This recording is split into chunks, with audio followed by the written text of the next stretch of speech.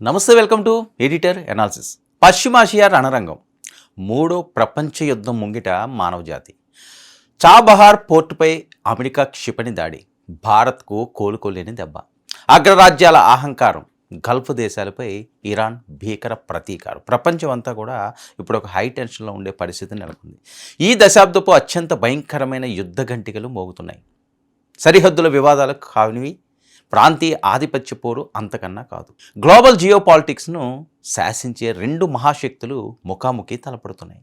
పశ్చిమాసియా అగ్నిగుండంలా మారింది. బాంబుల మోత, క్షిపణుల గర్జనలు, కుప్పకూలుతున్న సామ్రాజ్యాలు. అవును, ఇరాన్ అమెరికా మధ్య జరుగుతున్న ఈ భీకర పోరు ఇప్పుడు 6వ రోజుకు చేరుకుంది.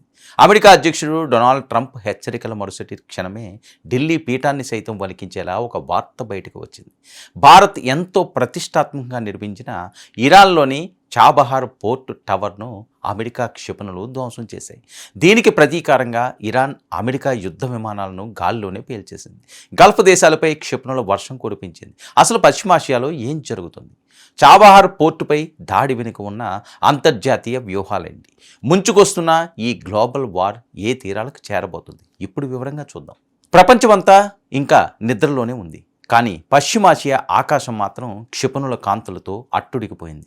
ఇరాన్కు వ్యతిరేకంగా అమెరికా తన వైమానిక దాడులను తీవ్రతరం చేసింది. ఒమన్ గల్ఫ్లో ఉన్న ఇరాన్ కీలక చాబహార్ పోర్టు లక్ష్యంగా America military central command విరుచుకుపడింది.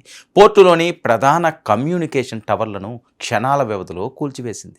Hormuz జలసంధిపై Iran విధిస్తున్న ఆంక్షలను సడలించేలా ఒత్తిడి తెచ్చేందుకు అక్కడి మౌలిక సదుపాయాలపై దాడులు ప్రారంభిస్తామంటూ అమెరికా అధ్యక్షుడు డొనాల్డ్ ట్రంప్ చేసిన హెచ్చరికల ఆచరణే ఈ దాడి. ఈ ఒక్క రాత్రి దాడిలోనే వంతెనలు, రైల్వే స్టేషన్లు, విమానాశ్రయాలు ధ్వంసమయ్యాయి. కనీసం 38 మంది మరణించగా 400 మందికి పైగా గాయపడ్డారని ఇరాన్ అధికారిక వర్గాలు వెల్లడించాయి.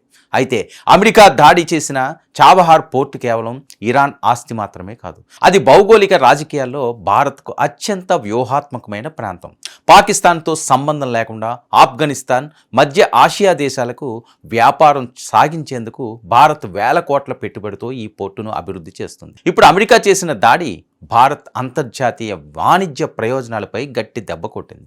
గ్లోబల్ జియో పాలిటిక్స్ ఎలా ఉంటాయో చెప్పడానికి ఇదే నిదర్శనం. అమెరికా తన శత్రువును దెబ్బ కొట్టే క్రమంలో మిత్ర దేశాల ప్రయోజనాలను సైతం లెక్క చేయడం లేదనే వాదనలు వినిపిస్తున్నాయి.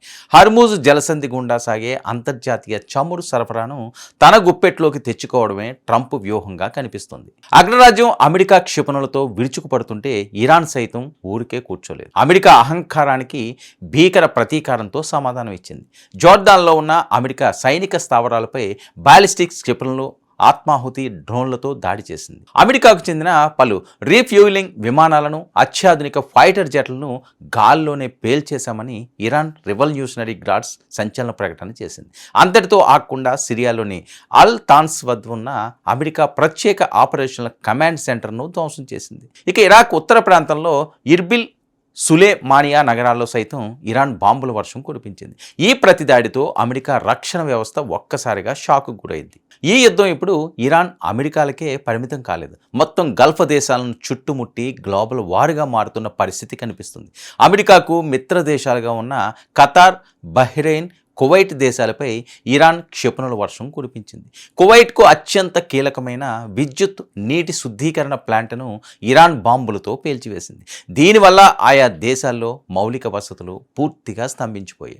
అటు డొనాల్డ్ ట్రంప్ మాత్రం తాము ఈ యుద్ధంలో ఘన విజయం సాధించబోతున్నామని ధీమా వ్యక్తం చేస్తున్నారు. కానీ క్షేత్రస్థాయిలో జరుగుతున్న విధ్వంసం చూస్తుంటే ఇది 3వ ప్రపంచ యుద్ధానికి దారితీసేలా కనిపిస్తుంది. చమురు బావులు తగలబడిపోతే ప్రపంచవ్యాప్తంగా ఇంధన సంక్షోభం తలెత్తి ఆర్థిక వ్యవస్థలో కుప్పకూలే ప్రమాదము పొంచి ఉంది. ఈ మహావిపత్తు అంతర్జాతీయ సమాజానికి, ప్రపంచ పాలకులకు ఒక బలమైన కనువిప్పు కావాలి. యుద్ధాల వల్ల సాధించేది ఏమీ ఉండదు. కేవలం శవాల దెబ్బలు, పాలకుల అహంకారం మాత్రమే మిగులుతాయన్న చేదు నిజాన్ని ఇకనైనా గ్రహించాలి.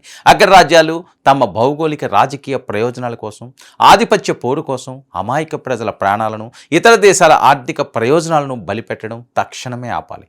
ఐక్యరాజ్య సమితి లాంటి అంతర్జాతీయ సంస్థలు మోగ ప్రేక్షకుల్లా మిగిలిపోకుండా ఈ రణహోమాన్ని ఆపేందుకు అత్యున్నత దౌత్యపరమైన ఒత్తిడి తీసుకురావాలి. ఒకవేళ ఇప్పటికైనా చర్చల ద్వారా సమస్యలను పరిష్కరించుకోకపోతే ఈ పశ్చిమాసియా మంటలు ప్రపంచవ్యాప్తంగా ఉన్న ప్రతి ఇంట ఆర్థిక భారంగా, ప్రాణ సంకటంగా మారే రోజు ఎంతో దూరంలో లేదు.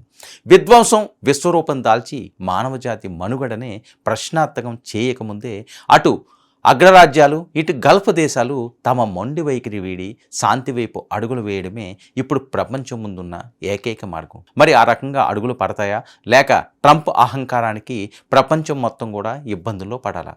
ఇది ఈనాటి ఎడిటర్ అనాలిసిస్. 99 న్యూస్.